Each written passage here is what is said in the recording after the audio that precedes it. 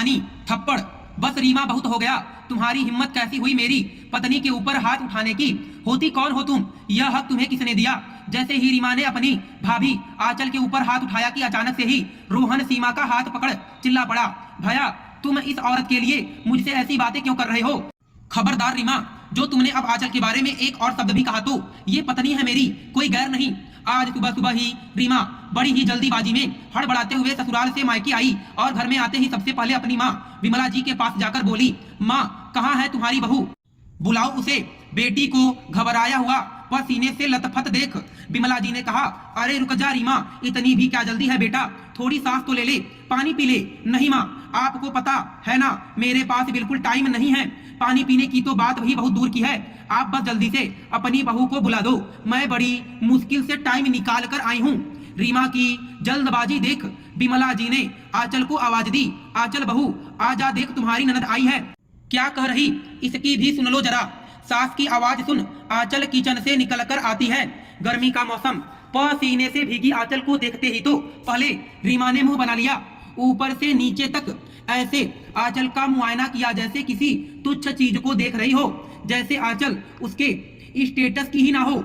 फिर बड़े ही ताव में उसने आंचल से कहा, भाभी एक काम करो, जल्दी से अपनी साड़ियां दिखाओ जो मेरे यहाँ मेरी ननद की शादी में पहन के आने वाली हो। रीमा की बात सुन आंचल को बड़ा ही अजीब लगा। उसने धीरे से कहा, साड़ियां? हाँ हाँ साड़ियां। अब साड़ियां नहीं समझ में आती क्या आपको? दिखाओ तो सही, कौन सी साड़ियां पहनकर आ रही हो? ऐसा ना हो कि कोई भी साड़ी उठाओ, पहन लो और पहुंच जाओ मेरे ससुराल मेरी नाक कटवाने, इसलिए तो टाइम निकाल कर भागती हुई। चलो जल्दी करो, मुझे जाना भी है, घर में बहुत काम है, शादी का घर है। रीमा की हड़बड़ाहट और उसकी जल्दबाजी देखते हुए आंचल अपने कमरे में जाकर अलमारी खोल अपनी सारी साड़ियां निकाल रीमा के आगे लाकर रखते हुए बोली, दीदी देख लीजिए, यह है मेरी साड़ियां, इसमें से आपको जो अच्छा लगे आप बता दीजिए, मैं पहन लूंगी। रीमा ने एक नजर साड़ियों पर डाली और मुंह बनाते ही बोली, भाभी यह तो सारी आपकी शादी की साड़ियां हैं, आपके मायके की।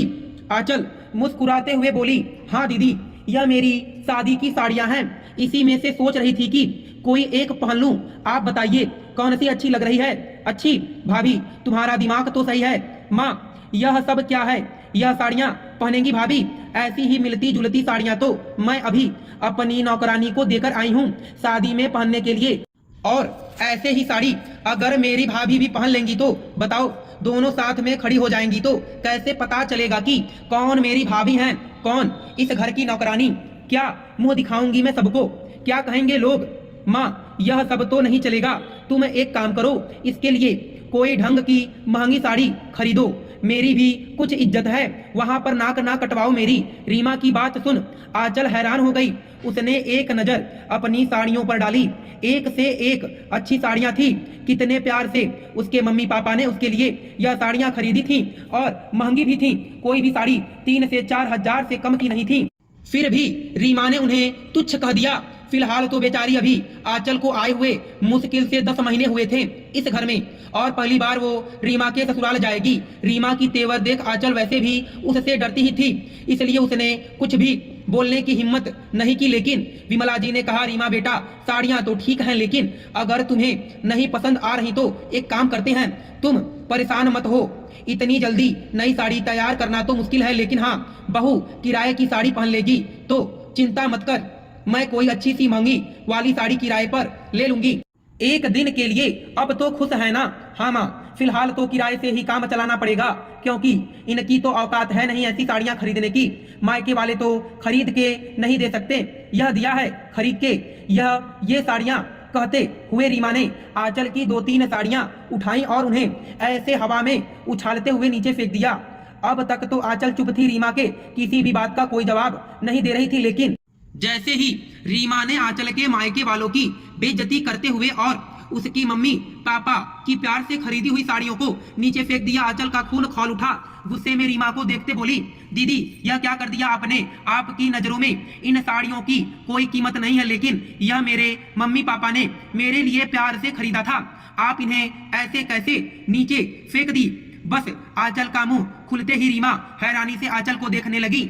माँ इसे देखना तो इसके भी मुंह में जबान है, यह भी बोल रही है, अब विमला जी परेशान क्या करें।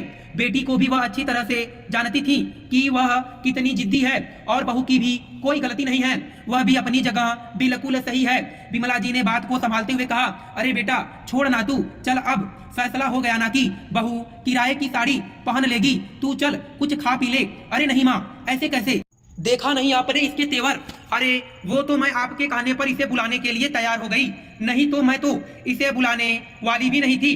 शकल ना सूरत, ऊपर से यह सितारों से भरी साड़ियां पहनकर आ जाएगी महफिल जमाने। अरे मैं तो तुम्हारी इज्जत और अपने मायके की इज्जत बचाने की खातिर यहाँ पर आई थी कि चलकर देख लूं कि महारानी कोई ढंग की साड़ी पहनकर आ जाएं, लेकिन यहाँ तो महारानी के तेवर ही बदले हैं। एक काम करो, रहने ही दो माँ, मैं पहले भी मना कर रही थी, आज भी बोल रही हूँ, मुझे बस मेरे भाई से मतलब है। मेरे भाई शादी में आ जाएंगे तो मेरी इज्जत वैसे ही बढ़ जाएगी, इन्हें तो रहने ही दो। अरे नहीं बेटा, कैसी बातें कर रही हो, शादी का घर है, कितने काम होते हैं, बहू रहेगी तो तुम्हारी भी कुछ काम में मदद तो आ ही जाएगी ना। माँ आपको क्या लगता है मुझे मेरे ससुराल में काम करना पड़ता है? माँ मेरे ससुराल में इतने नौकर चाकर पड़े हैं कि मुझे किसी की जरूरत नहीं है, वह तो आपके कहने पर बस मैं यहाँ चली आई। कहते हुए गुस्से में आंचल को घूरने लगी। रीमा की हरकतों से आंचल की आंखों में आंसू जरूर थे, लेकिन वह भी रीमा की तरह गुस्से में धधक रही थी, क्योंकि इतनी बेइज्जती उसने भी अपनी पूरी जिंदगी में कभी नहीं सही जितने की रीमा ने आज कर दी। आंखों में आंसू लिए अपनी साड़ियों को उठाते हुए आंचल ने कहा, दीदी अब तक मैं चुप थी, कुछ भी नहीं कह रही थी, इसलिए क्योंकि यह मेरे माँ बाप के संस्कार थे। मेरे माँ बाप ने मुझे सिखाया था कि ससुराल में सास और ननद का बर्दाश्त करना पड़ता है, लेकिन साथ ही साथ यह भी सिखाया था कि बर्दाश्त करने की भी एक हद है। जहां बात आत्मसम्मान की आ जाए वहां बर्दाश्त करना मतलब खुद को नीचे गिराना होता है। और आपकी हिम्मत कैसी हुई मेरे मायके की दी हुई साड़ियों को ऐसे नीचे फेंकने की? आपके लिए तुच्छ होंगी, लेकिन मेरे लिए बहुत ही कीमती हैं, और इसकी जगह आपकी यह महंगी महंगी किराए की साड़ियां नहीं ले सकती। इसमें मेरे माँ बाप की मेहनत की कमाई लगी है, खून पसीने की कमाई लगी है, उनका प्यार है इसमें, उनकी पसंद है ये, इसलिए आइंदा से मेरे सामान के साथ ऐसी हरकत मत करना। बस आंचल के मुंह से इतना सुनते ही भला रीमा बर्दाश्त कैसे करती। गुस्से में तो बौखला पड़ी, वह तुरंत ही आंचल की ओर हाथ उठाकर उसे मारने के लिए यह कहते हुए लपकी की, तुम्हारी इतनी हिम्मत की तुम मुझे धमकी दोगी, मुझसे ऐसी बातें करोगी, अभी जानती नहीं तुम मुझे। कहते हुए जैसे ही रीमा ने आंचल को मारने के लिए हाथ उठाया, तभी अचानक से रोहन दोनों के बीच में दीवार बनकर खड़ा हो गया और रीमा का हाथ पकड़कर उसे जोर से डांटा। बस रीमा, बहुत हो गया, कब से खड़ा मैं तुम्हारी बदतमीजी देख रहा हूँ, तुम्हारी हिम्मत कैसी हुई मेरी पत्नी के ऊपर हाथ उठाने की, और तो और तुमने उसके कपड़े उठाकर फेंक दिए। आज रोहन का रुख भी बदला देख रीमा हैरान थी। भैया, यह आप क्या कह रहे हो? आप मुझे इस लड़की के लिए अपनी बहन से ऐसी बातें कर रहे हो?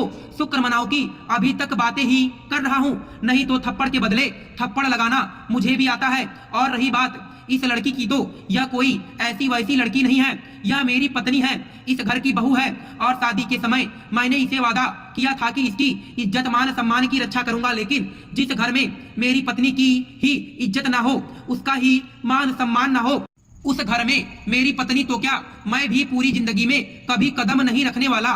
तुम्हें क्या लगता है कि तुम आंचल को जलील करके चली जाओगी, उसकी बेइज्जती करके चली जाओगी, तो मैं तुम्हारी इज्जत बढ़ाने तुम्हारे ससुराल आऊंगा, तुम्हारे ऊपर पैसे लुटाऊंगा? बिल्कुल भी नहीं, भूल जाओ यह सपना, जैसा करोगी वैसा ही पाओगी। कहते हुए रोहन आंचल का हाथ पकड़ उसे लेकर कमरे में चला गया। आंचल पति के पीछे पीछे आंखों में आंसू लिए रोते हुए जा रही थी। अब उसे रीमा की बातों का बुरा नहीं लग रहा था, क्योंकि अब उसका साथ देने वाला उसका पति उसके साथ खड़ा था, और इधर रीमा चुपचाप से वापस अपने ससुराल चली गई। अगले दिन शादी थी। रीमा बार बार दरवाजे की ओर देखती रही, लेकिन न रोहन आया न आंचल आई, और नहीं विमला जी ने रोहन को बेटी के यहाँ जाने के लिए जोर ही दिया, क्योंकि विमला जी को कहीं ना कहीं पता था कि रीमा को उसी की भाषा में जवाब देना जरूरी था। दोस्तों, मैं आशा करता हूं कि आपको यह कथा पसंद आई होगी। फिर मिले